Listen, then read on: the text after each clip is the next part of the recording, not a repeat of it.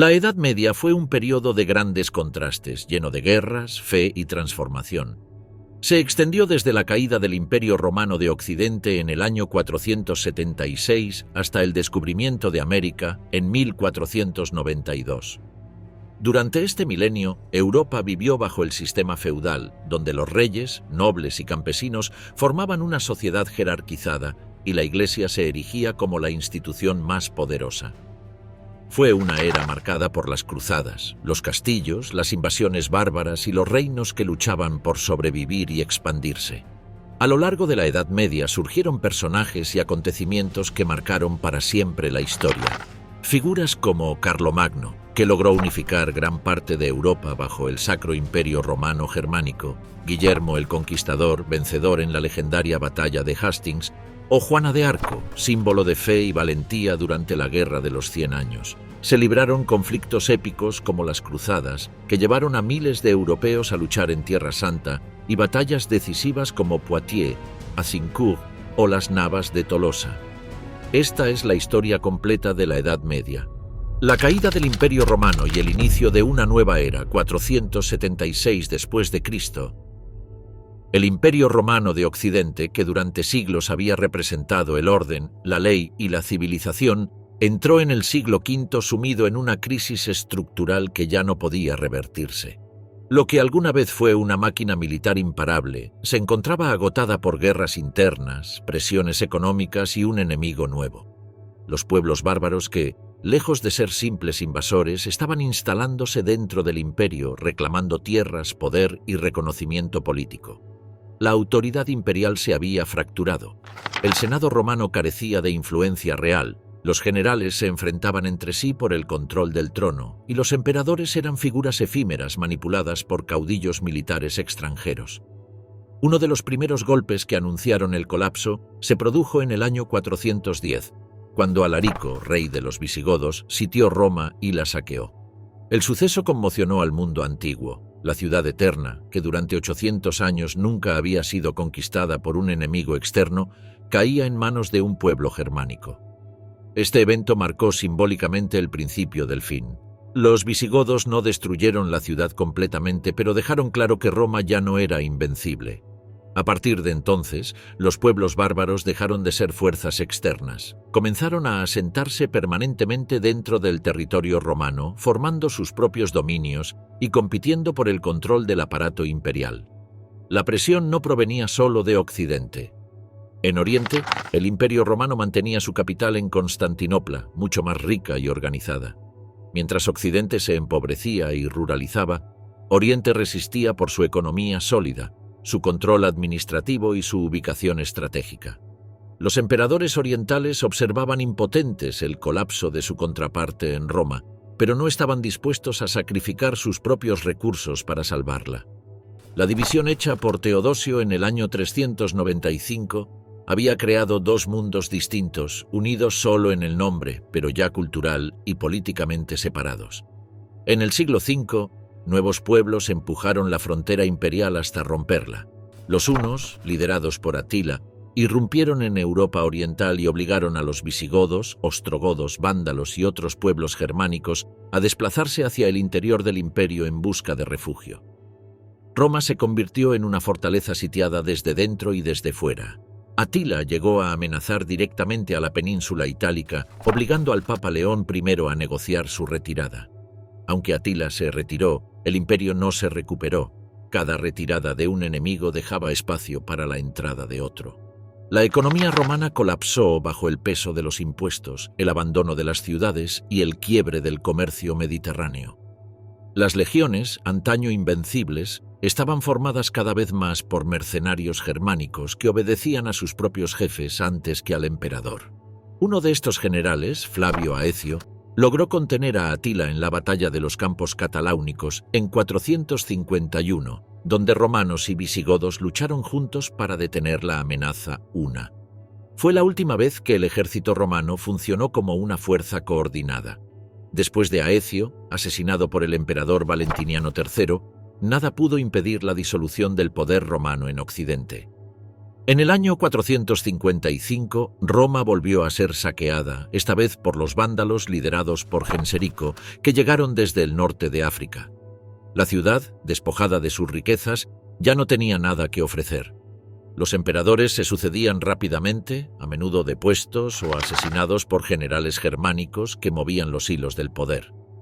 La figura más representativa de este final fue Rómulo Augustulo, un adolescente colocado en el trono por su padre, el general Orestes. Este último creyó que podía gobernar detrás del trono, pero subestimó a sus propios soldados, en su mayoría érulos que reclamaban tierras en Italia. El líder de estas tropas, Odoacro, un caudillo germánico, se rebeló en el año 476. Orestes fue capturado y ejecutado. Poco después, Odoacro entró en Rávena, capital imperial, depuso al joven Rómulo Augustulo y declaró que ya no era necesario un emperador en Occidente. En vez de proclamarse emperador, envió las insignias imperiales a Constantinopla, reconociendo al emperador Zeno como única autoridad legítima, aunque en la práctica gobernó Italia de manera independiente como rey. Con este acto, el Imperio Romano de Occidente dejó de existir. No hubo ceremonias ni proclamaciones oficiales, solo la constatación de un hecho inevitable. El mundo antiguo había desaparecido. La autoridad pasó a manos de reyes bárbaros que gobernaban sobre antiguas provincias romanas, no como invasores temporales, sino como nuevos soberanos asentados. El colapso no fue una caída repentina, sino el resultado de un proceso prolongado de descomposición institucional, pérdida de cohesión y transformación social. Las ciudades se despoblaron, el comercio se redujo drásticamente y el latín comenzó a fragmentarse en dialectos regionales. El Mediterráneo dejó de ser un lago romano para convertirse en un espacio disputado por reinos germánicos, imperios orientales y nuevas potencias emergentes. Mientras en Oriente Constantinopla permanecía en pie, en Occidente la antigua estructura imperial fue reemplazada por un mosaico de reinos germánicos, cada uno con su identidad particular, pero todos construidos sobre las ruinas de Roma. La Edad Media había comenzado. Los reinos bárbaros y el nacimiento de Europa. Tras la caída del Imperio Romano de Occidente, el territorio europeo no quedó en el caos absoluto, sino que comenzó a reordenarse bajo autoridades nuevas, los reinos bárbaros. Lejos de destruir completamente a Roma, estos pueblos adoptaron muchas de sus instituciones, leyes y costumbres, fusionándolas con sus propias tradiciones germánicas. Fue un proceso lento y profundo que dio origen a la futura Europa medieval. Los visigodos, tras saquear Roma, se establecieron inicialmente en la Galia. El emperador Honorio les concedió tierras como foederati, es decir, aliados del imperio encargados de su defensa. Pero con el tiempo, su autoridad se volvió independiente. Bajo el rey Ataulfo y luego bajo Walia, consolidaron su posición en el sur de la Galia, con capital en Tolosa. A mediados del siglo V, tras presiones de los francos y la pérdida de territorios galos, los visigodos se trasladaron a Hispania. Allí, el rey Eurico estableció un reino que abarcaba casi toda la península ibérica y el sur de la actual Francia. Fue el primer reino estable postromano, con una administración basada en la ley romana para la población hispano-romana y códigos visigodos para los nobles germánicos. Mientras tanto, en el norte de África surgió otro reino poderoso, el de los vándalos. Liderados por Genserico, cruzaron el estrecho de Gibraltar y tomaron Cartago en el año 439. Poseer el control del grano africano y de las rutas marítimas mediterráneas les dio una enorme riqueza. La flota vándala se convirtió en la más poderosa del mar, llegando a saquear Roma en 455. Aunque considerados herejes por practicar el arrianismo, mantuvieron la estructura administrativa romana, pero expropiaron propiedades eclesiásticas, generando tensiones con el obispo de Roma. En Italia, el reino de Odoacro representó una transición directa del imperio al gobierno bárbaro. Odoacro gobernó respetando las leyes romanas y manteniendo el Senado, pero su autoridad fue vista con recelo por el emperador de Oriente. En el año 488, el emperador Zeno envió a los ostrogodos, liderados por Teodorico el Grande, para expulsarlo. Tras una campaña militar prolongada, Teodorico derrotó a Odoacro en 493 y tomó el control de Italia. Teodorico gobernó como rey de los ostrogodos, pero mantuvo la administración romana intacta. El Senado conservó protagonismo, el latín siguió siendo la lengua oficial y las ciudades continuaron funcionando con su estructura clásica. Sin embargo, el reino ostrogodo era frágil, pues la población romana y la nobleza germánica vivían bajo leyes distintas. El reino franco, inicialmente el menos relevante, fue el que finalmente sentó las bases de la Europa medieval. Los francos, asentados en la Galia, eran un conjunto de tribus germánicas sin una estructura centralizada hasta la aparición de Clodoveo, de la dinastía merovingia. En el año 481, Clodoveo asumió el liderazgo y comenzó a expandirse militarmente. Su victoria decisiva en la batalla de Soissons contra los romanos y, posteriormente, contra los visigodos en Bouillé en 507, le permitió controlar casi toda la Galia. Pero su acto político más trascendente fue su conversión al catolicismo, a diferencia de otros reinos germánicos arrianos. Al adoptar la fe católica, Clodoveo obtuvo el apoyo del clero romano y del Papa, legitimando su autoridad sobre la población galorromana. Esta alianza entre monarquía germánica e Iglesia católica sería el fundamento del poder político medieval. En Britania, la retirada de las legiones romanas dejó a la población celto-romana indefensa ante las incursiones de pictos y escotos. Los britanos pidieron ayuda a pueblos germánicos del continente, como los anglos, sajones y jutos. Estos llegaron como mercenarios, pero pronto se establecieron como conquistadores.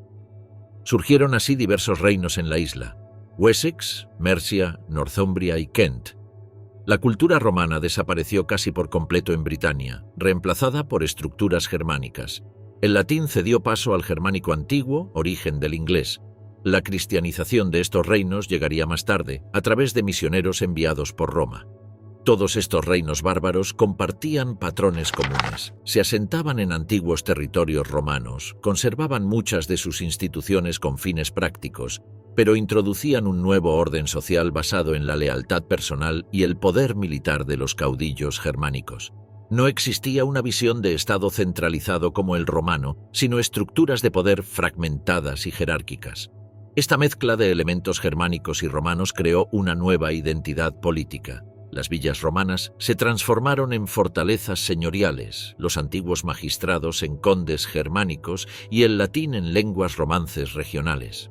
Los reinos no se proclamaban contrarios a Roma. Muchos reyes se presentaban como defensores de la tradición romana, gobernando en nombre del emperador de Oriente o del Papa, incluso si en la práctica eran completamente autónomos.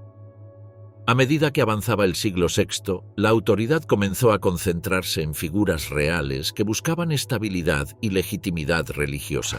Los obispos, los monasterios y la figura del Papa adquirieron un papel político central. Roma ya no era el centro del imperio, pero se transformó en el centro espiritual de un continente en formación. El Imperio Bizantino, el legado de Roma en Oriente. Mientras Occidente caía en manos de los reinos germánicos, en Oriente sobrevivía un imperio que no solo se consideraba heredero de Roma, sino su legítima continuación. Este imperio bizantino, con capital en Constantinopla, mantuvo viva la ley romana, el cristianismo imperial y una sofisticada administración centralizada, convirtiéndose en el bastión de la civilización antigua frente al caos del Occidente medieval. Fundada por Constantino en el año 330, Constantinopla ocupaba una posición estratégica entre Europa y Asia. Rodeada por murallas imponentes y protegida por el mar, la ciudad controlaba las rutas comerciales del Mediterráneo oriental y del Mar Negro. A diferencia de Roma, que se había convertido en una ciudad simbólica, Constantinopla era el centro político, cultural y económico del imperio. El emperador gobernaba con autoridad absoluta, considerado no solo jefe de Estado, sino también representante de Dios en la tierra. El momento de mayor esplendor bizantino llegó con el emperador Justiniano I, quien asumió el poder en el año 527 con un objetivo claro: restaurar la grandeza del antiguo imperio romano. Justiniano emprendió una reforma legal sin precedentes. Ordenó compilar y reorganizar todas las leyes romanas en un cuerpo jurídico coherente, dando origen al Corpus Juris Civilis, que se convertiría en la base del derecho en Europa durante siglos. Este acto no fue solo administrativo, fue una declaración de que Bizancio era Roma, no una sucesora, sino su forma superviviente.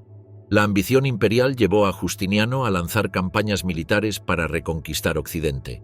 Su general Belisario inició la recuperación del norte de África en 533, derrotando al reino vándalo en una rápida campaña.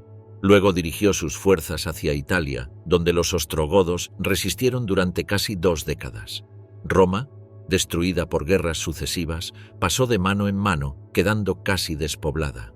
A pesar de las enormes pérdidas humanas y económicas, Justiniano logró restaurar formalmente el dominio romano sobre Italia, el norte de África y partes de Hispania. Sin embargo, estos territorios serían difíciles de conservar. En medio de este esfuerzo imperial, Constantinopla alcanzó un esplendor cultural excepcional.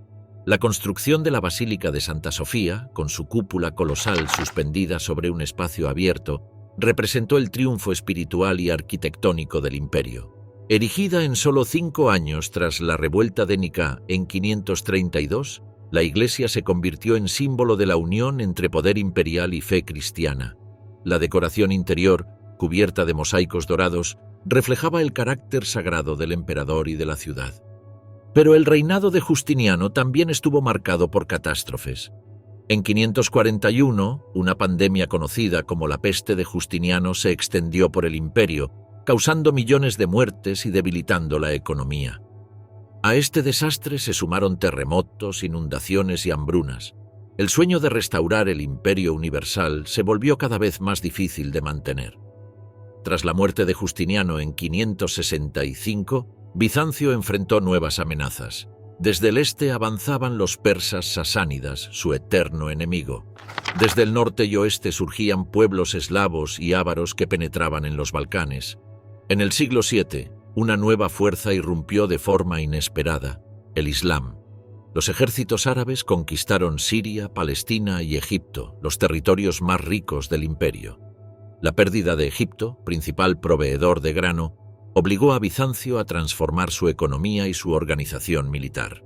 El imperio se reorganizó bajo un nuevo sistema llamado temas, divisiones militares y administrativas gobernadas por estrategas.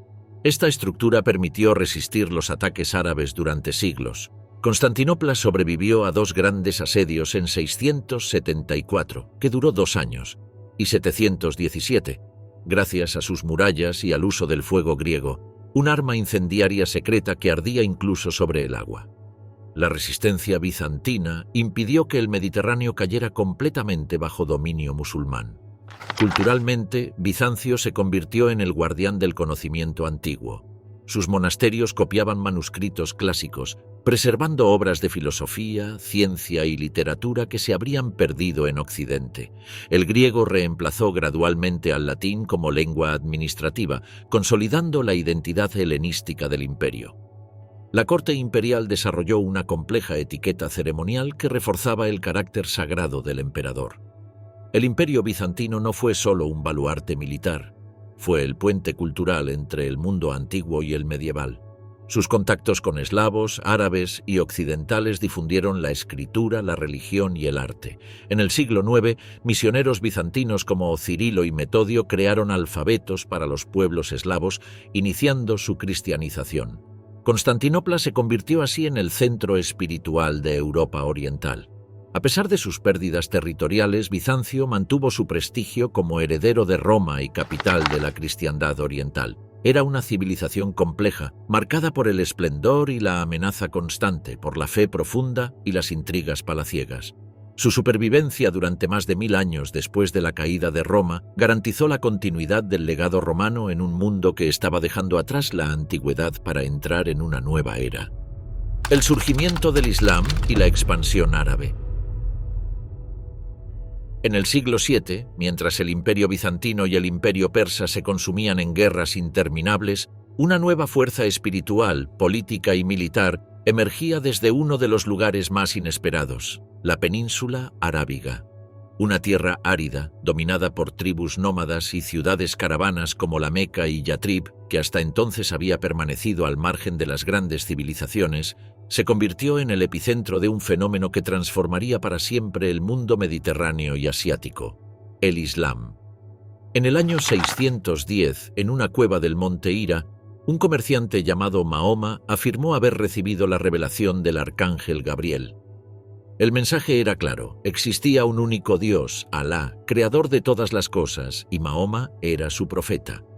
En una sociedad tribal basada en el politeísmo, donde cada clan adoraba a sus propios dioses, este mensaje representaba una ruptura total. Las élites de la Meca, temerosas de perder su autoridad religiosa y económica, basada en el control de la Kaaba como santuario de peregrinación, se opusieron ferozmente a Mahoma y a sus seguidores. En el año 622, ante la persecución, Mahoma y su comunidad emigraron a la ciudad de Yatrib, que pasaría a llamarse Medina, en un evento conocido como la Égira. Este acontecimiento marcó el inicio del calendario islámico. En Medina, Mahoma no solo fue líder religioso, sino también político y militar. Unificó a las tribus árabes bajo una nueva identidad espiritual que trascendía las lealtades tribales. El Islam no era simplemente una religión, sino un sistema completo que regulaba la vida social, la justicia y la guerra. Entre 624 y 630, se sucedieron batallas decisivas entre los musulmanes y sus enemigos de la Meca. Finalmente, Mahoma regresó a la ciudad y la tomó sin derramamiento masivo de sangre, purificando la Kaaba de sus ídolos. Arabia quedó unificada bajo el Islam. Cuando Mahoma murió en el año 632, no dejó un heredero claro.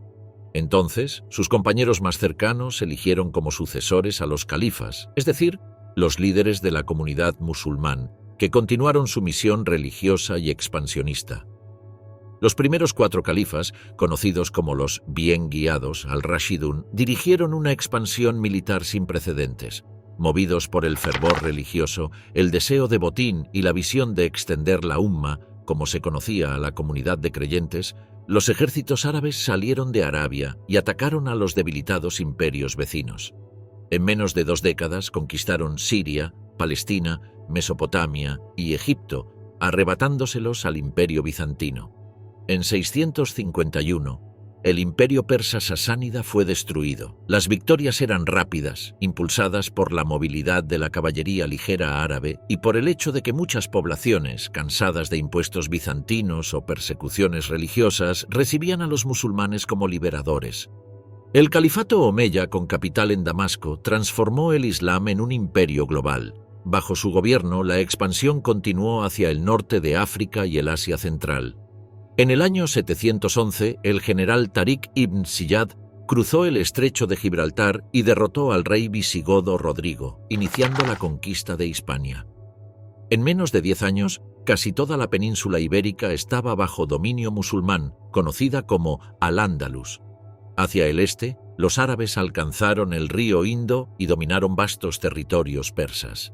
La expansión no fue solo militar, fue también cultural y económica, articulando rutas comerciales desde China hasta el Atlántico. El nuevo imperio se organizaba bajo la Sharia, la ley islámica derivada del Corán y de las enseñanzas del profeta. A diferencia de otros conquistadores, los musulmanes permitieron a judíos y cristianos mantener su fe a cambio del pago de un tributo, considerándolos gentes del libro. Esta tolerancia relativa permitió la convivencia de culturas y el desarrollo económico. Las ciudades conquistadas mantuvieron su estructura, pero adoptaron el árabe como lengua administrativa, lo que favoreció la unificación del vasto territorio. En el siglo VIII, el califato abasí derrocó a los omeyas y trasladó la capital a Bagdad, ciudad fundada para convertirse en el corazón intelectual y económico del mundo islámico. Bajo los abasíes, el Islam vivió su edad dorada. Bagdad, Córdoba y El Cairo se transformaron en centros de conocimiento, donde se tradujeron al árabe obras de filosofía griega, matemáticas indias y astronomía persa. Estas ciudades eran faros de ciencia y arte en una Europa occidental aún dominada por estructuras feudales. El avance musulmán fue detenido en algunos frentes. En 732, en la batalla de Poitiers, el líder franco Carlos Martel frenó el avance hacia el norte de la Galia. En el este, Constantinopla resistió los asedios árabes, protegiendo la cristiandad oriental durante siglos. A pesar de estos límites, la mitad del mundo mediterráneo había pasado del dominio romano al islámico en menos de 100 años. Carlomagno y el Imperio Carolingio. En el corazón de Europa occidental, mientras el Islam se extendía desde el Atlántico hasta el Indo y el Imperio bizantino resistía en Oriente, surgió una figura que cambiaría para siempre el destino de la cristiandad latina: Carlomagno. Bajo su mando, los fragmentados reinos francos se transformaron en una entidad política capaz de rivalizar, en prestigio y ambición, con los grandes imperios del mundo antiguo.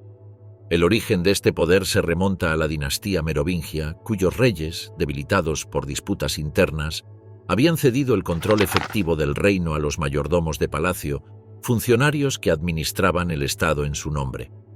Entre ellos destacó Carlos Martel, quien en 732 detuvo el avance musulmán en la batalla de Poitiers, consolidando el prestigio franco entre los pueblos cristianos.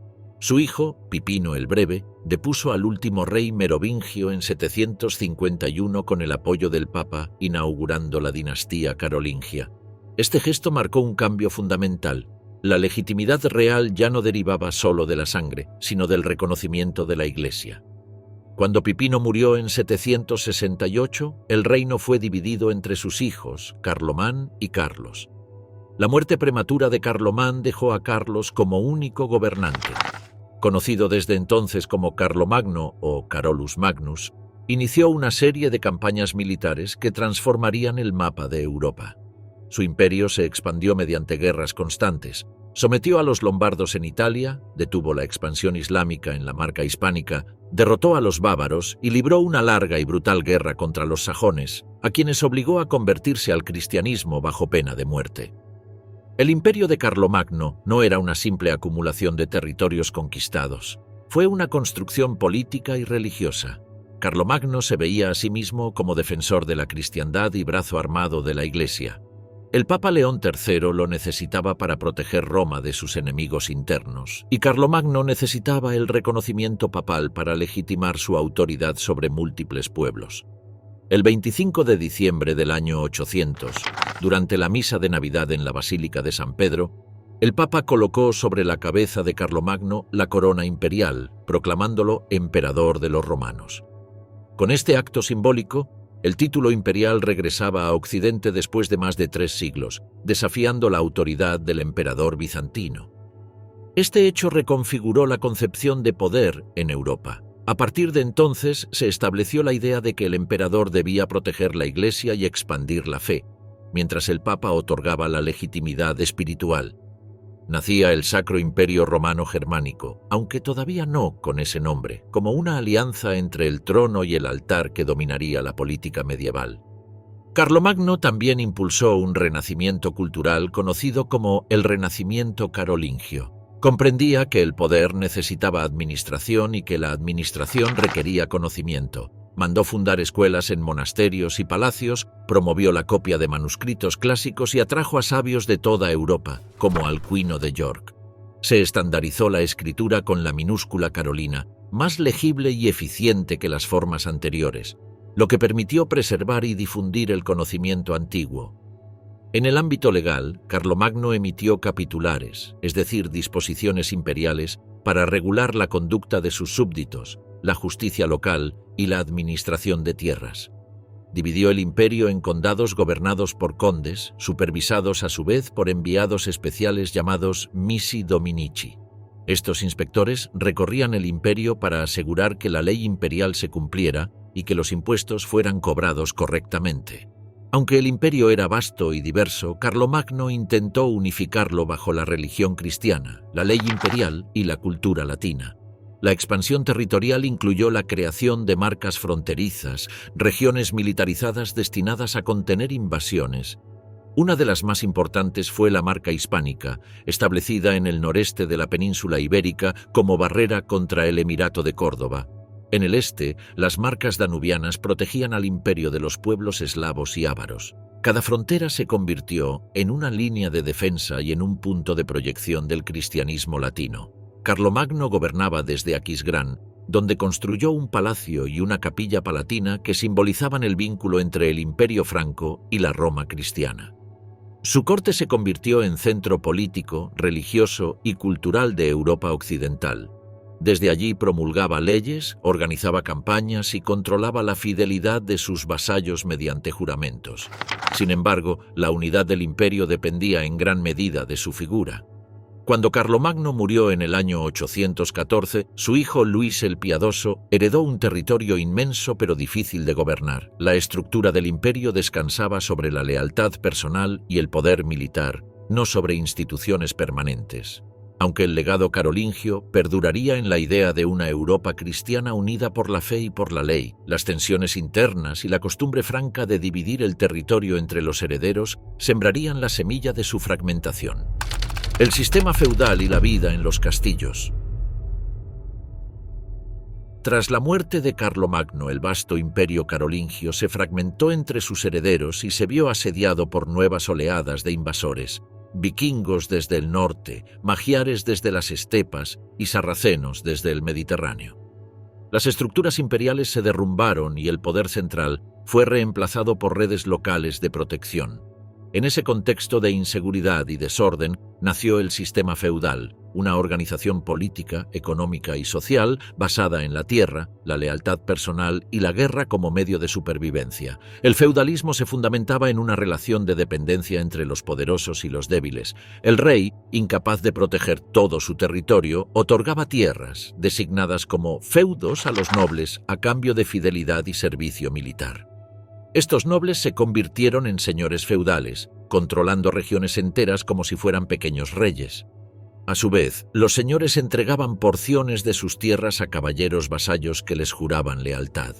La pirámide del poder feudal estaba coronada por el monarca, seguida por duques, condes y barones, luego los caballeros, y en la base se encontraba la inmensa mayoría de la población, los campesinos o siervos.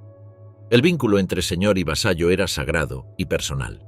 Se formalizaba mediante una ceremonia de homenaje. El vasallo se arrodillaba ante el señor, colocaba sus manos entre las del señor y juraba fidelidad, prometiendo acudir a su llamado en tiempos de guerra y defender sus intereses. A cambio, el señor garantizaba protección y tierras para explotar. La tierra, llamada beneficio o feudo, no se consideraba propiedad del vasallo, sino un privilegio concedido por el señor mientras se mantuviera leal. Esta relación contractual moldeaba toda la vida medieval. Los siervos representaban la base económica del sistema. No eran esclavos, pero estaban ligados a la tierra. Cultivaban los campos del señor y pagaban rentas en forma de productos, trabajo u obligaciones. Debían moler el grano en el molino del señor, hornear el pan en su horno y pagar tasas por casarse o heredar. A cambio, recibían parcelas para su subsistencia y la protección del castillo en caso de ataque. La vida campesina estaba marcada por el trabajo agrícola, las estaciones del año y el calendario religioso. La mayoría nunca se alejaba a más de unos pocos kilómetros de su aldea. El castillo era el centro del poder feudal. Construido inicialmente en madera y más tarde en piedra, se elevaba sobre una colina o promontorio para dominar el territorio. Rodeado por murallas, fosos y torres, el castillo servía como residencia del señor, fortaleza en tiempos de guerra y símbolo de autoridad. En su interior se encontraban la sala del trono, los aposentos, la capilla, almacenes y establos. Durante los asedios, el castillo ofrecía refugio a los habitantes del feudo, quienes se apiñaban tras sus murallas con sus animales y provisiones. La vida del señor feudal estaba dedicada a la guerra, la administración y el honor. Desde la infancia, los nobles aprendían a montar a caballo, cazar, manejar la espada y obedecer el código caballeresco. Este código, aunque idealizado, exaltaba la valentía, la fidelidad y la defensa de la fe cristiana. Los torneos y justas representaban no solo entretenimiento, sino entrenamiento militar. La caza era una actividad fundamental, tanto para obtener alimentos como para ejercitar habilidades marciales. Las tierras feudales se dividían en mansos. Una parte estaba reservada al señor, llamada reserva señorial, cultivada por siervos que debían trabajar ciertos días obligatorios. El resto se distribuía entre los campesinos, quienes podían producir para su subsistencia. La economía era mayoritariamente agraria y cerrada. El comercio había disminuido drásticamente tras las invasiones del siglo IX, por lo que cada feudo debía ser casi autosuficiente. Las aldeas producían trigo, cebada, legumbres y criaban ganado. Las herramientas eran rudimentarias y la productividad era baja, lo que mantenía a la población en condiciones de subsistencia. La religión impregnaba todos los aspectos de la vida feudal. Las iglesias parroquiales eran centros espirituales y sociales. El diezmo eclesiástico recaía sobre todos los habitantes del feudo, que debían pagar una décima parte de su producción a la iglesia. Las fiestas religiosas marcaban el ritmo del año, ofreciendo descanso en una vida dura y limitada. La justicia se impartía de forma local. El señor tenía derecho de juzgar a sus vasallos en su tribunal. Las sentencias variaban desde multas y confiscaciones hasta castigos corporales. La ley escrita del Imperio Romano desapareció de la mayoría de Europa occidental, reemplazada por usos y costumbres orales. La noción de ciudadanía romana fue sustituida por la pertenencia a un señorío. En este mundo fragmentado, el poder real era débil. Muchos reyes no controlaban más que sus dominios personales. La autoridad se ejercía no desde una capital, sino desde cientos de castillos dispersos. La identidad colectiva no era nacional ni imperial, sino local. Cada persona se definía como vasallo de un señor y miembro de una parroquia. La Iglesia Católica y su dominio espiritual. Tras el colapso de la autoridad imperial en Occidente, la única institución que mantuvo una continuidad estructural, moral y administrativa fue la Iglesia Católica. De ser una religión perseguida en los primeros siglos del Imperio Romano, pasó a convertirse en el eje espiritual y político del mundo medieval. Su poder no se basaba en ejércitos ni en impuestos directos, sino en la convicción colectiva de que la salvación eterna dependía de ella. La Iglesia no solo dictaba la moral, sino que también poseía tierras, influía en la política y controlaba el conocimiento. En Roma, el obispo, conocido como Papa, emergió como figura central. Según la doctrina católica, su autoridad provenía de ser sucesor de San Pedro, el apóstol al que Cristo habría confiado el liderazgo de la Iglesia. Durante la caída del Imperio Romano, los papas asumieron responsabilidades civiles, negociaron con invasores y organizaron la defensa de la ciudad. En ausencia de emperadores occidentales, el Papa se convirtió en el símbolo de unidad y legitimidad cristiana. La estructura eclesiástica se organizó jerárquicamente. Obispos gobernaban diócesis, párrocos atendían comunidades locales, y los monasterios formaban redes autónomas. La Iglesia poseía grandes extensiones de tierra, donadas por nobles a cambio de oraciones por sus almas. Estos dominios eclesiásticos, exentos de impuestos, hicieron de la Iglesia el mayor terrateniente de Europa. Su riqueza se reforzaba mediante el diezmo obligatorio, que obligaba a cada cristiano a entregar una décima parte de sus cosechas. El poder de la Iglesia era también educativo. En un mundo donde el analfabetismo era la norma, los monasterios se convirtieron en centros de conocimiento. Los monjes copiaban manuscritos antiguos, preservando obras griegas y romanas que habrían desaparecido para siempre. La regla de San Benito, escrita en el siglo VI, estableció la disciplina monástica basada en la oración, el trabajo manual y el estudio. Los monasterios benedictinos se multiplicaron, convirtiéndose en refugios de estabilidad y agricultura avanzada. Sus bibliotecas, scriptoria y escuelas monásticas fueron el corazón intelectual de la Edad Media. La Iglesia controlaba la vida espiritual desde el nacimiento hasta la muerte. Los sacramentos, como bautismo, matrimonio, confesión, Eucaristía o extremaunción, eran considerados indispensables para entrar al cielo. Al monopolizar estos ritos, la Iglesia también monopolizaba el destino eterno de cada individuo. Quien desobedecía podía ser excomulgado, lo que no implicaba solo expulsión de la comunidad religiosa, sino condena social total, exclusión de la vida cotidiana y pérdida de derechos civiles. El Papa estableció su supremacía sobre los reyes al proclamar el derecho divino de intervenir en asuntos temporales. El caso de la donación de Pipino en el siglo VIII otorgó al Papa territorios en Italia que formarían los estados pontificios. Esto marcó el inicio del poder temporal de la Iglesia, que se convertiría en un actor político con ejército propio. Con la coronación de Carlomagno en el año 800, el Papa mostró que la legitimidad imperial dependía de la aprobación papal. A partir de entonces, la relación entre papado e imperio definiría la política europea. En la vida cotidiana, la Iglesia regulaba los ritmos del tiempo. Las campanas marcaban las horas de oración. El calendario litúrgico ordenaba el año: Adviento, Cuaresma, Pascua, Pentecostés, fiestas de santos. El domingo era día sagrado, los mercados y trabajos se detenían, los juramentos se realizaban sobre reliquias de santos y las disputas se resolvían mediante juicios de Dios, como la ordalía o el combate judicial, considerados pruebas divinas. Los monasterios también ejercían una función económica crucial. Introdujeron innovaciones agrícolas, drenaron pantanos, cultivaron nuevas tierras y gestionaron redes comerciales. Algunos monasterios llegaron a tener cientos de siervos y aldeas bajo su control. Su disciplina permitía almacenar excedentes y sobrevivir a hambrunas que devastaban a los campesinos laicos. El monacato no era solo una estructura administrativa, sino también una forma de vida espiritual.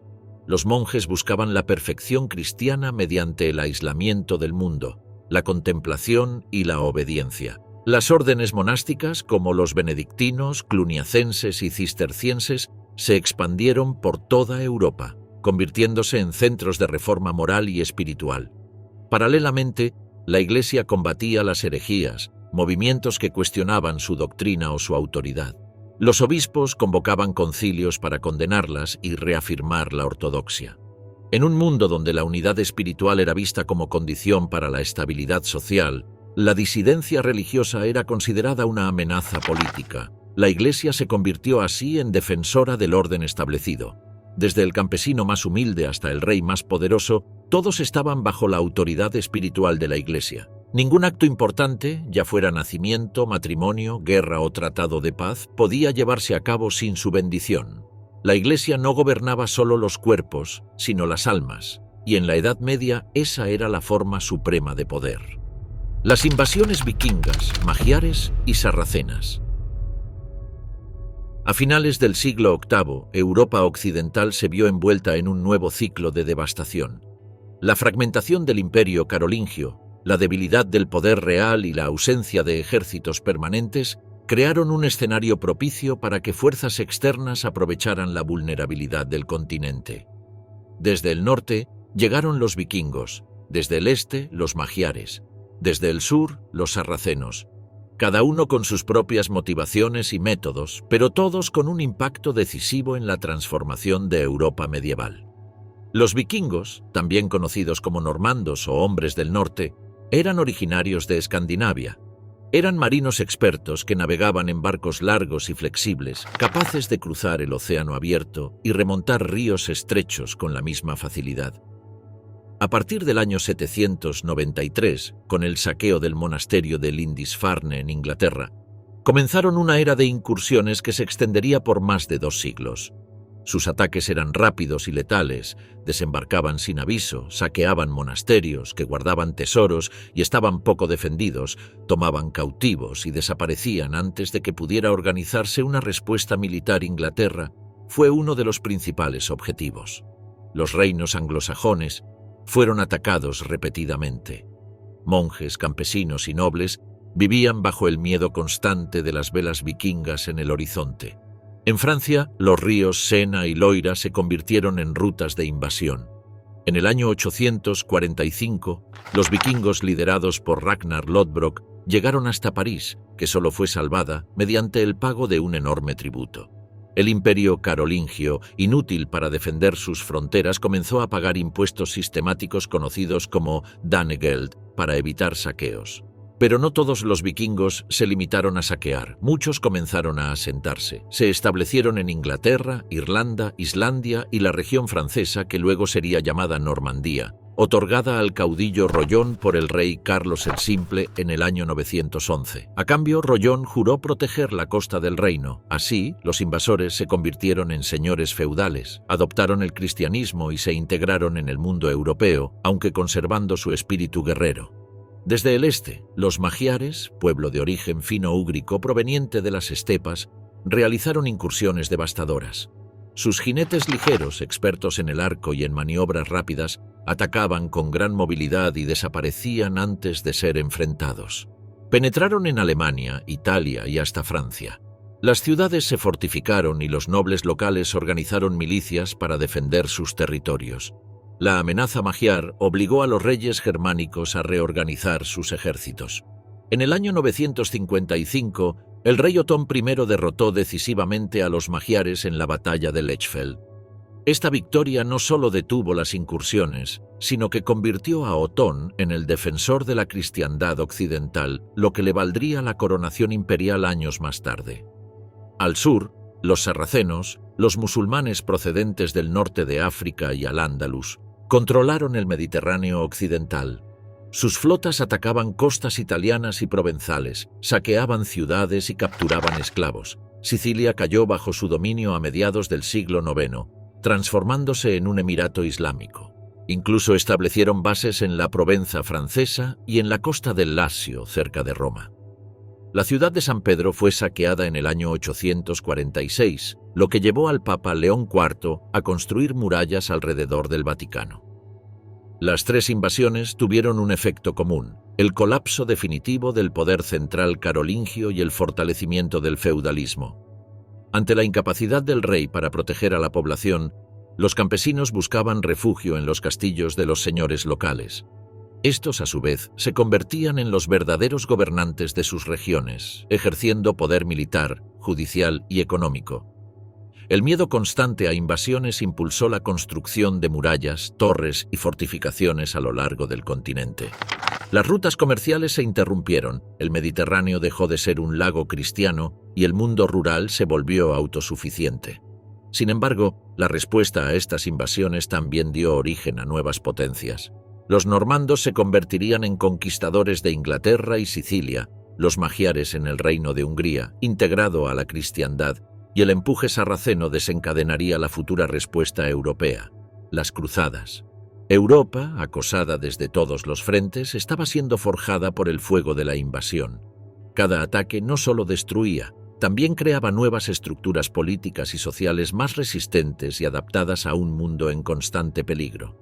Las cruzadas, el sueño de reconquistar Tierra Santa, 1096 a 1291. A finales del siglo XI, Europa occidental se encontraba transformada por el feudalismo, la expansión demográfica y el fortalecimiento del poder de la Iglesia.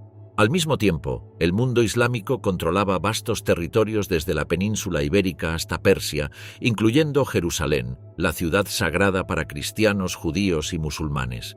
La tensión entre ambos mundos se intensificó cuando los turcos selyúcidas, recién convertidos al Islam, conquistaron Tierra Santa y comenzaron a amenazar directamente al Imperio bizantino.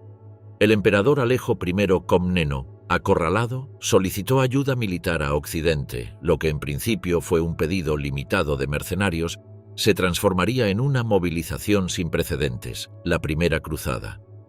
En el Concilio de Clermont, celebrado en 1095, el Papa Urbano II proclamó el llamado a la cristiandad.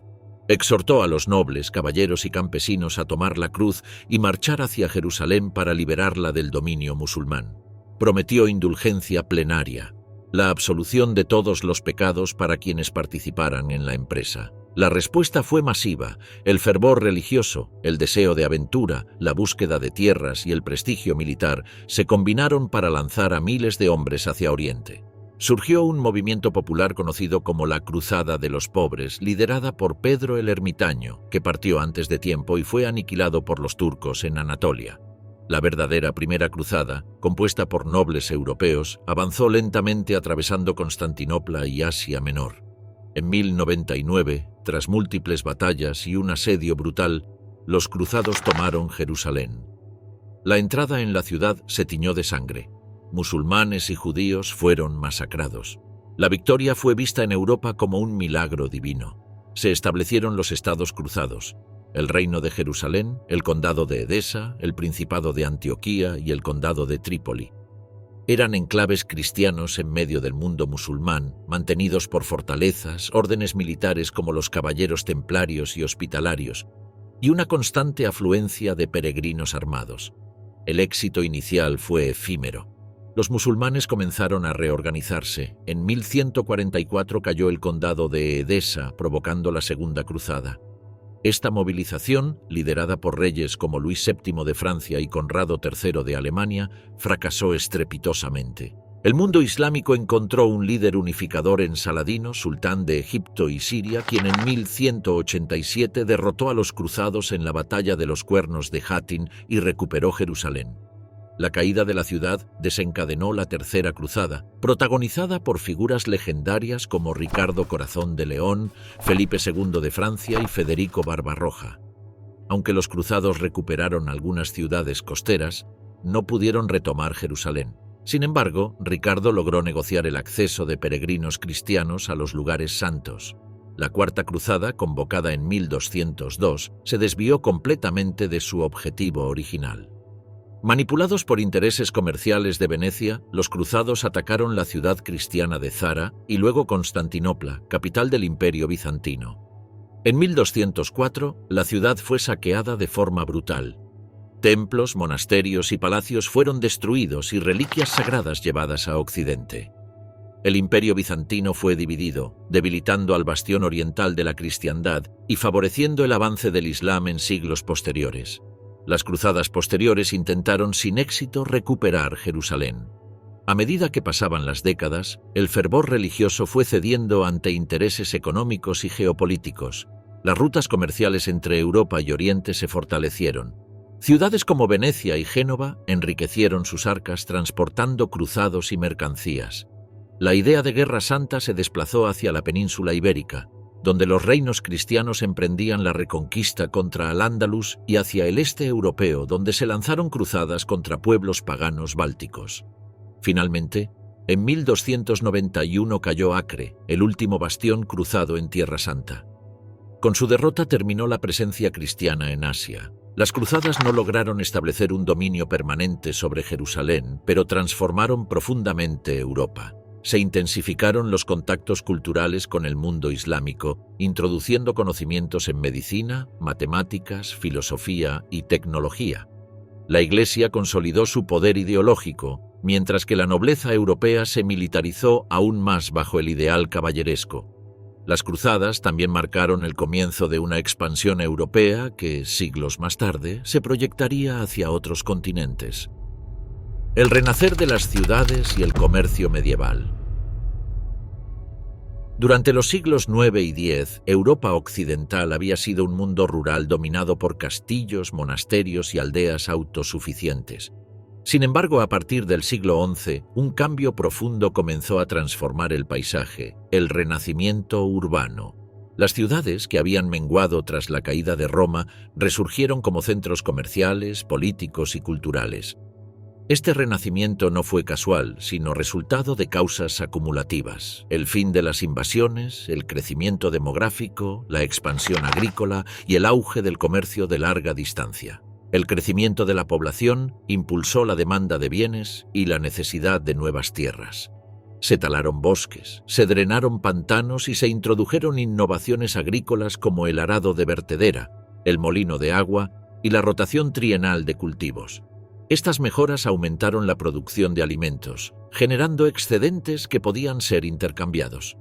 Las antiguas rutas comerciales romanas comenzaron a reactivarse y surgieron otras nuevas conectando regiones distantes. El Mediterráneo, dominado por comerciantes italianos, se convirtió en un corredor de intercambio entre Oriente y Occidente. Las ciudades medievales nacían generalmente en lugares estratégicos: cruces de caminos, ríos navegables, puentes, puertos o fortalezas. Estas concentraciones de población se conocían como burgos, palabra de la que derivan términos como burgués y burguesía. Los habitantes de estos asentamientos eran artesanos y mercaderes, personas libres que no dependían de un señor feudal para sobrevivir. Con el tiempo, los burgos obtuvieron cartas de libertad o fueros otorgados por reyes o señores a cambio de impuestos. Estas cartas les concedían autonomía legal, derecho de mercado y autogobierno mediante concejos municipales. El comercio de larga distancia adquirió un papel central. En el norte de Europa surgió la Liga Hanseática, una poderosa alianza de ciudades mercantiles como Lübeck, Hamburgo y Bremen, que controlaban el comercio del mar Báltico y el mar del Norte. En el sur, las repúblicas marítimas italianas como Venecia, Génova, Pisa y Amalfi dominaron el tráfico marítimo hacia Constantinopla, Alejandría y los puertos musulmanes. Desde Oriente importaban especias, seda, perfumes y alfombras, Desde Europa exportaban madera, metales, tejidos y esclavos. Las ferias comerciales se convirtieron en eventos esenciales para el intercambio. Las ferias de Champaña, en el norte de Francia, atraían a mercaderes de toda Europa y del mundo islámico. Durante semanas, los caminos se llenaban de caravanas cargadas de mercancías y las ciudades se transformaban en centros de negociación, finanzas y contratos. Los cambistas comenzaron a realizar operaciones de crédito y letras de cambio, sentando las bases del sistema bancario medieval. La sociedad urbana estaba compuesta por gremios, asociaciones de artesanos de un mismo oficio, como carpinteros, herreros, panaderos o tejedores. Los gremios regulaban la calidad del producto, los precios, el aprendizaje del oficio y protegían a sus miembros frente a la competencia. Ser miembro de un gremio otorgaba prestigio y estabilidad económica, pero también implicaba una estricta disciplina. Para convertirse en maestro artesano, era necesario pasar por etapas de aprendiz y oficial y presentar una obra maestra que demostrara la habilidad del aspirante. Las ciudades medievales se caracterizaban por su dinamismo y sus contrastes. Las calles eran estrechas y bulliciosas, llenas de talleres, mercados y puestos de comida. Las casas se apiñaban unas contra otras, construidas de madera, con pisos superiores que sobresalían hacia la calle. Los olores de la vida cotidiana se mezclaban con los de animales, curtidores y herrerías. A pesar de los riesgos de incendio, enfermedades y violencia, las ciudades ofrecían oportunidades únicas de ascenso social y libertad personal, atrayendo a campesinos que huían de la servidumbre feudal.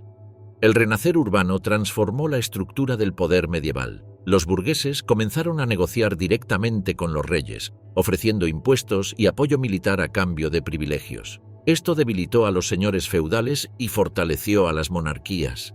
Las ciudades se convirtieron en centros de una nueva clase social, la burguesía, que no guerreaba ni cultivaba la tierra, sino que vivía del comercio y la producción artesanal.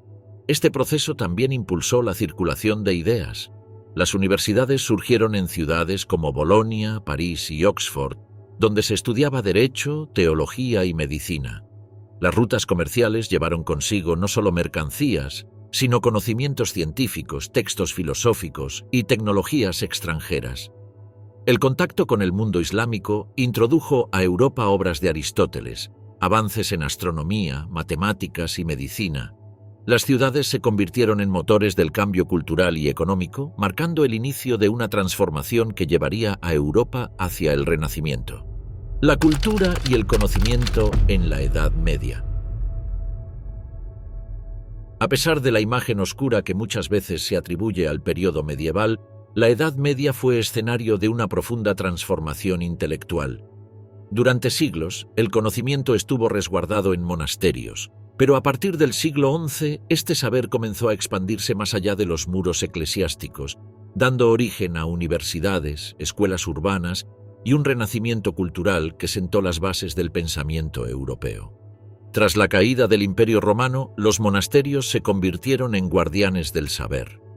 Los monjes copiaban manuscritos antiguos en los scriptoria, preservando textos de Aristóteles, Cicerón, San Agustín y otros autores. El latín se mantuvo como lengua culta, mientras que las lenguas romances y germánicas evolucionaban entre el pueblo. En los monasterios se cultivaba el estudio de la Biblia, la teología y la filosofía cristiana. La regla de San Benito, que organizaba la vida monástica, vinculaba el trabajo manual con el estudio, dando forma a una vida dedicada a la contemplación intelectual. Con el renacer urbano del siglo XI, surgieron escuelas catedralicias dirigidas por obispos. Estas escuelas fueron los primeros centros de enseñanza formal fuera del ámbito monástico. A ellas acudían hijos de nobles y burgueses que deseaban formarse en gramática, retórica y lógica. En este contexto comenzó a desarrollarse la escolástica, una corriente filosófica que buscaba armonizar la razón humana con la fe cristiana. Figuras como Anselmo de Canterbury plantearon que la existencia de Dios podía demostrarse racionalmente, mientras que Abelardo introdujo el debate dialéctico como método de enseñanza. El impulso definitivo llegó con el nacimiento de las universidades a finales del siglo XII. Bolonia, especializada en derecho romano, París, centro de teología, y Oxford, núcleo de saber filosófico, se convirtieron en instituciones autónomas con sus propios estatutos y privilegios. Los estudiantes, organizados en naciones o gremios académicos, buscaban maestros renombrados cuya fama atraía alumnos de toda Europa. El título más prestigioso era el de magíster, que habilitaba a enseñar en cualquier parte del continente. Las universidades representaban un nuevo modelo de conocimiento, libre, itinerante y universal. La traducción de textos árabes y griegos desempeñó un papel fundamental. En la península ibérica, Sicilia y el sur de Italia, los centros de traducción vertieron al latín obras de filosofía, matemáticas, astronomía y medicina que habían sido preservadas y comentadas por sabios musulmanes. Avicena, Averroes y Al-Farabi introdujeron una lectura racional de la filosofía de Aristóteles. Este reencuentro con el pensamiento antiguo provocó un debate profundo. ¿Podía la razón contradictoria del filósofo coexistir con la fe revelada? Tomás de Aquino intentó resolver esta tensión en su Suma Teológica, afirmando que verdad y fe provenían de Dios y, por tanto, no podían contradecirse. El arte medieval también reflejó la búsqueda espiritual del periodo. En el siglo XII surgió el arte románico, caracterizado por iglesias de gruesos muros, arcos semicirculares y escasa iluminación. Estas construcciones buscaban representar la fortaleza de la fe frente al caos del mundo. Pero en el siglo XIII emergió el arte gótico, expresión del optimismo espiritual de la época. Las catedrales góticas, con sus arcos apuntados, vitrales de colores y elevadas torres, pretendían elevar la mente hacia lo divino. La luz, filtrada por vidrieras que representaban escenas bíblicas, simbolizaba la presencia de Dios iluminando el mundo. La cultura no se limitaba a lo religioso. La literatura en lenguas vernáculas comenzó a florecer. Los cantares de gesta, como el Cantar de Roldán en Francia o el Cantar de Miocid en Castilla, narraban las hazañas heroicas de caballeros al servicio del honor y la fe. La poesía trovadoresca cantaba el amor cortés y la vida cortesana. Las cortes feudales se convirtieron en centros de refinamiento cultural, donde la música, la poesía y los rituales caballerescos codificaban el estilo de vida de la nobleza. El conocimiento científico también avanzó. Aunque siempre subordinado a la teología, se desarrollaron estudios de medicina basados en Hipócrates y Galeno, complementados por aportes árabes. La astronomía se estudiaba para calcular el calendario litúrgico. Los monjes observaban los cielos y registraban fenómenos naturales. Las primeras innovaciones tecnológicas, como el astrolabio, la brújula y el molino de viento, comenzaron a transformar la vida cotidiana. En este entramado cultural, el clero mantuvo un papel dominante, pero la irrupción de universidades y la difusión de textos en lengua vulgar introdujeron nuevas formas de pensar que lentamente erosionarían el monopolio intelectual de la Iglesia. La peste negra y el colapso social, 1347 a 1351. En el siglo XIV, Europa atravesaba un periodo de crecimiento demográfico, urbanización y expansión agrícola. Las ciudades prosperaban, el comercio se aceleraba y las rutas que conectaban Oriente y Occidente estaban en plena actividad. Pero esa misma red de intercambios que alimentaba el desarrollo europeo se convirtió en el canal de una de las mayores tragedias de la historia, la peste negra. Esta pandemia no solo diezmó a la población, sino que colapsó estructuras económicas, alteró el orden social y sacudió profundamente la mentalidad medieval. El origen de la peste se remonta a Asia Central, donde la bacteria Yersinia pestis habitaba en pulgas transportadas por ratas negras. Los mercaderes, viajando por la ruta de la seda, llevaron la enfermedad hacia los puertos del Mar Negro.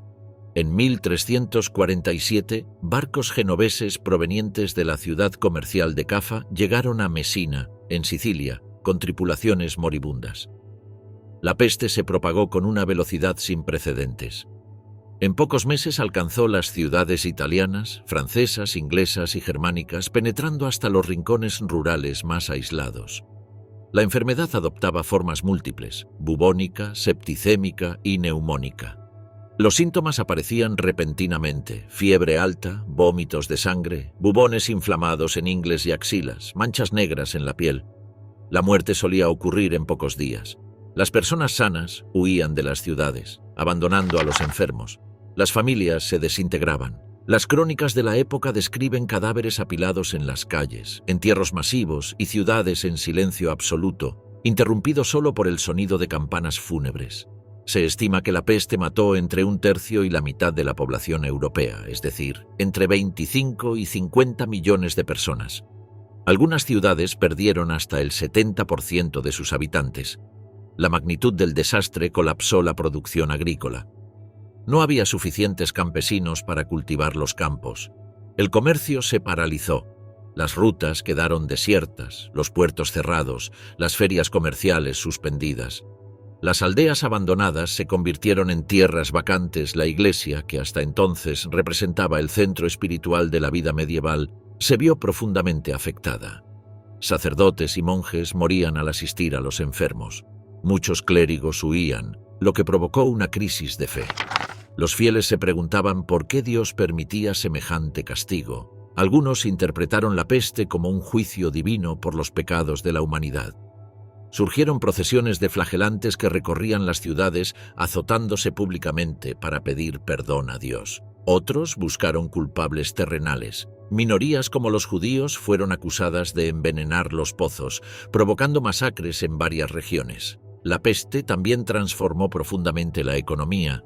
La escasez de mano de obra otorgó a los campesinos un poder que nunca antes habían tenido. Muchos abandonaron los feudos para exigir mejores condiciones laborales y salarios. Los señores feudales intentaron imponer leyes para mantener a los siervos atados a la tierra, pero estas restricciones fueron cada vez más difíciles de aplicar. El sistema feudal comenzó a resquebrajarse. Las ciudades, aunque devastadas, ofrecían oportunidades económicas que atrajeron a sobrevivientes rurales. La movilidad social aumentó de forma acelerada. Las mentalidades también cambiaron. La muerte omnipresente generó un sentimiento de desesperanza, pero también de liberación frente a las estructuras tradicionales. Algunos vivían con fervor religioso extremo, mientras que otros caían en el hedonismo, disfrutando del presente ante la certeza de la muerte. El arte reflejó esta angustia. Surgieron representaciones macabras como la danza de la muerte, símbolo de la fragilidad humana. La literatura, como en El Decamerón de Giovanni Boccaccio, narró historias de quienes huían del desastre buscando refugio en villas apartadas. La peste reapareció en sucesivas oleadas a lo largo del siglo XIV y XV. Nunca volvió a alcanzar la mortalidad inicial, pero mantuvo el miedo constante. La disminución drástica de la población generó un cambio estructural. Menos bocas que alimentar implicaban más recursos por persona. Los salarios aumentaron, los precios bajaron, las tierras abandonadas fueron repartidas. Los supervivientes heredaban propiedades y ascendían socialmente. El impacto psicológico fue tan profundo como el demográfico. La percepción del mundo cambió. La idea de que el orden era estable y divino se quebró. Se abrió paso a una visión más crítica de las instituciones tradicionales. En medio de la devastación nacía una nueva Europa, menos feudal, más urbana, más consciente de la fragilidad humana. Una Europa que comenzaba a mirar hacia el futuro con temor, pero también con la convicción de que el mundo podía transformarse. La Guerra de los 100 Años y el ocaso de la caballería, 1337 a 1453. La Guerra de los 100 Años no fue un conflicto continuo, sino una sucesión de campañas, treguas, batallas decisivas y largos periodos de desgaste político. Sin embargo, su impacto fue tan profundo que marcó el final de la Edad Media y transformó por completo el arte de la guerra, el concepto de monarquía y la identidad de las naciones europeas. El enfrentamiento entre Inglaterra y Francia no fue solo una disputa dinástica. Fue el escenario donde se desmoronó el prestigio de la caballería feudal y surgieron los ejércitos profesionales y las armas de fuego que definirían el mundo moderno. El conflicto tuvo su origen en una disputa hereditaria. En 1328, el rey francés Carlos IV murió sin dejar un heredero varón. Según la ley sálica, las mujeres no podían heredar el trono ni transmitir derechos dinásticos. El más cercano pariente masculino era Felipe de Valois, primo de Carlos IV, quien fue coronado como Felipe VI.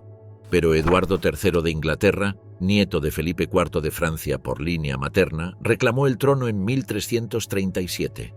Al mismo tiempo existía una rivalidad económica. Inglaterra dependía del comercio de lana con las ciudades flamencas que estaban bajo influencia francesa. La guerra era inevitable. Los primeros años mostraron un cambio radical en el equilibrio militar de Europa. A diferencia de los conflictos anteriores, dominados por caballeros pesadamente armados, los ingleses introdujeron una innovación letal, el arco largo galés. Este arma permitía lanzar proyectiles a gran distancia con una cadencia rápida. En la batalla de Crécy, en 1346, el ejército francés, compuesto por nobles montados en armaduras brillantes, cargó repetidamente contra las líneas inglesas. Los arqueros, posicionados en colinas y protegidos por estacas, diezmaron a los caballeros antes de que éstos llegaran al combate cuerpo a cuerpo. Fue una catástrofe para la caballería feudal. La nobleza francesa cayó como trigo bajo la lluvia de flechas. 2 años después, en 1348, los ingleses tomaron Calais, estableciendo una base sólida en suelo francés. El golpe definitivo llegó en 1356 con la batalla de Poitiers. Eduardo, el Príncipe Negro, hijo de Eduardo III, capturó al propio rey de Francia, Juan II. El caos político obligó a Francia a firmar el Tratado de Bretigny, 1360, por el cual cedía vastos territorios a Inglaterra. Parecía que la guerra estaba decidida, pero el conflicto apenas comenzaba. En esta primera fase, la peste negra, que devastó Europa entre 1347 y 1351, interrumpió temporalmente las campañas. La mortandad fue tan alta que provocó una crisis económica y social. Francia, más afectada por su densidad poblacional, tuvo mayores dificultades para reorganizar sus fuerzas. Sin embargo, bajo el liderazgo de Carlos V, llamado el Sabio, Francia inició una recuperación. Sus ejércitos evitaron enfrentamientos directos y se enfocaron en recuperar castillos mediante guerrillas y asedios. Inglaterra, debilitada por luchas internas y falta de fondos, perdió la mayoría de sus conquistas. En 1415, el rey Enrique V de Inglaterra reanudó la guerra. Desembarcó en Normandía y, a pesar de la inferioridad numérica, enfrentó al ejército francés en la batalla de Azincourt. El terreno embarrado y los estrechos caminos dificultaron las cargas de la caballería francesa, mientras los arqueros ingleses, nuevamente con sus arcos largos, provocaron una masacre. La flor de la nobleza francesa murió en el campo de batalla. Enrique V obtuvo una victoria tan contundente que logró, mediante el Tratado de Troyes en 1420, ser reconocido heredero al trono de Francia, casándose con la hija del rey Carlos VI. Sin embargo, el destino del conflicto cambiaría abruptamente gracias a una figura inesperada, una campesina analfabeta de Lorena llamada Juana de Arco. Afirmaba escuchar voces celestiales que le ordenaban salvar a Francia. Presentada ante el delfín Carlos, lo convenció de que Dios la había enviado para liberarlo. Vestida con armadura y empuñando un estandarte, Juana fue enviada a levantar el sitio de Orleans en 1429. Su presencia elevó la moral francesa. Contra todo pronóstico, los ingleses fueron derrotados. Juana guió a las tropas de victoria en victoria, lo que permitió al delfín llegar a Reims y ser coronado como Carlos VII. La guerra ya no era una lucha dinástica, sino una guerra de independencia nacional. Los ingleses capturaron a Juana en 1430. Fue vendida a los borgoñones y entregada a un tribunal eclesiástico aliado de Inglaterra. Acusada de herejía por afirmar que Dios le hablaba directamente, fue condenada a morir en la hoguera en 1431. Su muerte, lejos de quebrar la resistencia francesa, la multiplicó. Juana se convirtió en mártir y símbolo de la nación. La fase final del conflicto estuvo marcada por el surgimiento de nuevas tecnologías y tácticas. Francia, reorganizada por Carlos VII, creó el primer ejército permanente financiado por impuestos estatales, eliminando la dependencia de los contingentes feudales. Introdujo la artillería de pólvora como arma decisiva. En 1453, en la batalla de Castillón, la artillería francesa destruyó al ejército inglés, marcando la primera victoria moderna de la guerra con armas de fuego. Inglaterra perdió todas sus posesiones en Francia, excepto Calais. La Guerra de los 100 años había transformado Europa profundamente. El ideal caballeresco fue destruido por arqueros y cañones. Las monarquías fortalecidas reemplazaron al feudalismo descentralizado. Las identidades nacionales emergieron con fuerza. Francia se consolidó como Reino Unido bajo un poder central. mientras Inglaterra, derrotada en el continente, volcó su mirada hacia el mar y la expansión futura. Juana de Arco se convirtió en símbolo de una nueva época donde el destino ya no lo decidían los linajes, sino los pueblos y sus reinos en formación. El declive del feudalismo y el surgimiento de los estados nacionales. El siglo XIV marcó un punto de inflexión en la historia europea. El feudalismo, la estructura que había sostenido la sociedad medieval durante siglos, comenzó a derrumbarse bajo el peso de crisis demográficas, guerras prolongadas y transformaciones económicas. El poder ya no residía exclusivamente en castillos rurales y relaciones de vasallaje. Ahora estaba emergiendo una nueva forma de autoridad, el Estado centralizado, con un rey que no era simplemente un señor feudal, sino un soberano con jurisdicción sobre todo el territorio y sus habitantes, independiente de otros señores. Europa comenzaba a dejar atrás un mundo fragmentado para dar paso a entidades políticas que serían el origen de las naciones modernas. El cataclismo inicial fue la peste negra. La muerte de entre un tercio y la mitad de la población europea provocó un colapso en la economía agraria. Los campos quedaron sin cultivar, los ingresos feudales se desplomaron y los señores se vieron forzados a competir por la mano de obra campesina. Los siervos, antes atados a la tierra, aprovecharon la escasez de trabajadores para negociar salarios, exigir mejores condiciones o directamente abandonar los feudos y trasladarse a ciudades que ofrecían libertad a quienes residieran en ellas por un tiempo determinado. La servidumbre comenzó a desaparecer, no por decreto, sino por dinámica económica. Al desaparecer la base laboral del feudalismo, también se derrumbaba la estructura sobre la que se sostenía el poder de la nobleza terrateniente. Simultáneamente, la Guerra de los 100 años demostró la ineficacia del ejército feudal. Los reyes de Inglaterra y Francia ya no podían confiar en levas temporales de vasallos. Necesitaban ejércitos permanentes, disciplinados y equipados con armas modernas como arcos largos y cañones. Esto llevó a la creación de fuerzas militares financiadas directamente por la corona mediante impuestos nacionales. Los reyes comenzaron a cobrar impuestos sin intermediarios, reduciendo así la autonomía de los señores feudales. La guerra se convirtió en un instrumento del poder central, ya no una empresa feudal basada en el honor caballeresco. Otra transformación fundamental fue el crecimiento de las ciudades y el comercio. La burguesía urbana, compuesta por mercaderes, banqueros y artesanos libres, representaba una nueva clase social con intereses opuestos a los del feudalismo. Los burgueses necesitaban estabilidad, leyes uniformes y protección de rutas comerciales. Apoyaron a los monarcas contra la nobleza feudal a cambio de privilegios, fueros y representación en asambleas. Las ciudades se convirtieron en centros de poder económico y político, aliadas estratégicas de los reyes en el proceso de centralización. La Iglesia también estaba en crisis. Durante el siglo XIV, el papado se trasladó a Aviñón, sometido a la influencia francesa.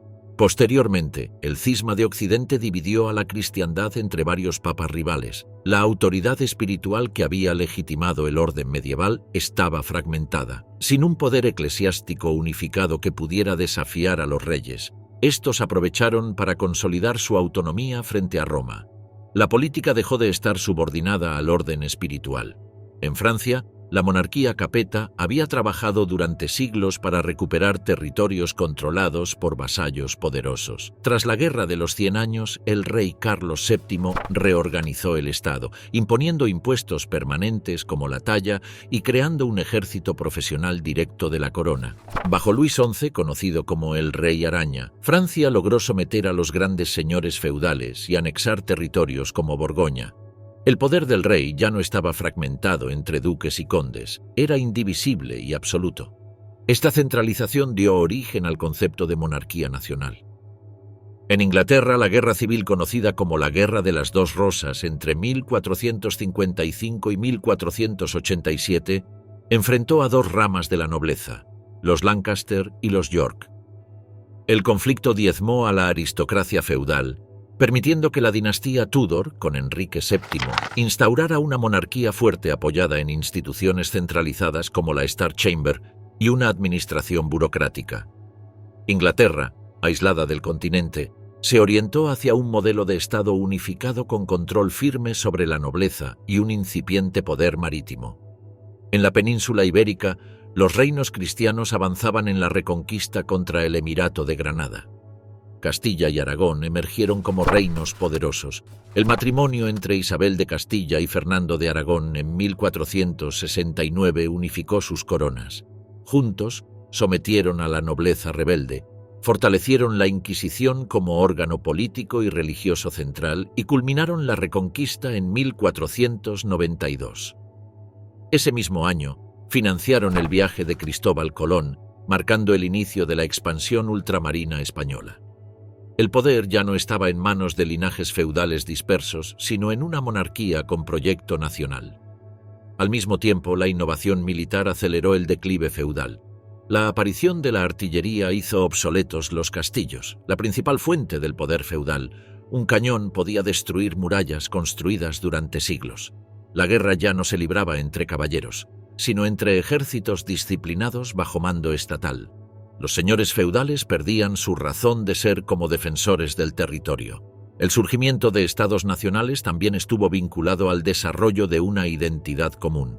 El francés, el inglés y el castellano comenzaron a sustituir al latín como lenguas administrativas.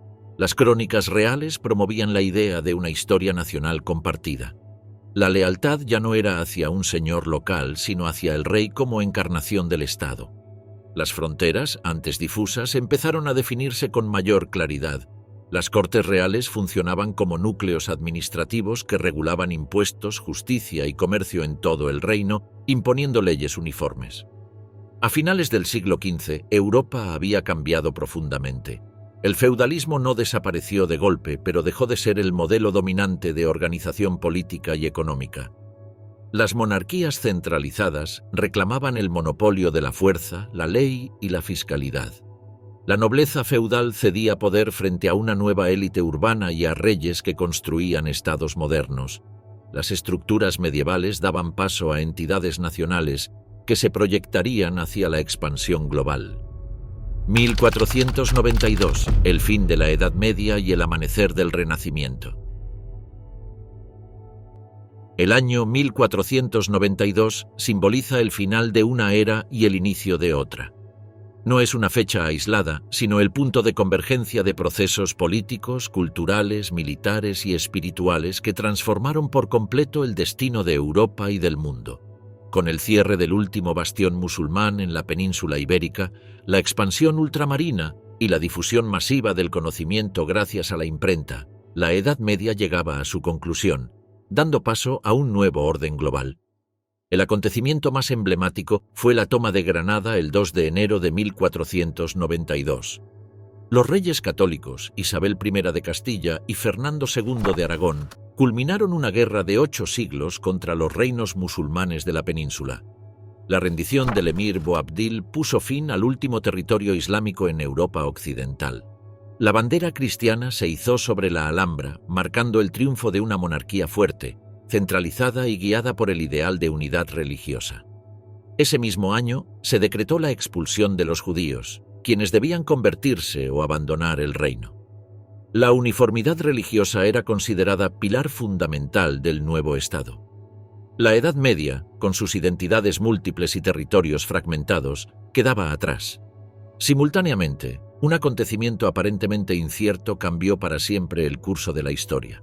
Cristóbal Colón, navegante genovés financiado por los reyes católicos, zarpó del puerto de Palos el 3 de agosto de 1492 con 3 naves, la Santa María, la Pinta y la Niña.